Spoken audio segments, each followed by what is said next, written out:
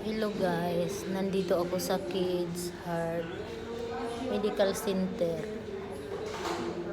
Sinamahan ko yung alaga ko at busy yung mami at daddy niya. Yun.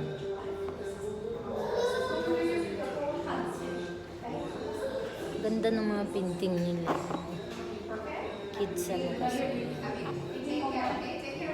Pambata kasi itong hospital na to. May therapy kasi alaga ko. Kaya nasa opisina pa yung mga magulang. Kaya yung dalawang alaga ko iniwan ko sa tita ni madam. Buti nga walang pasok si mama Day.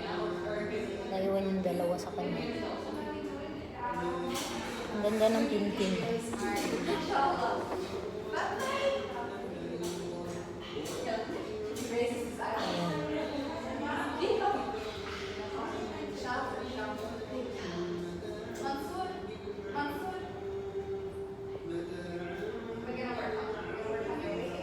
Parang sa mental therapy.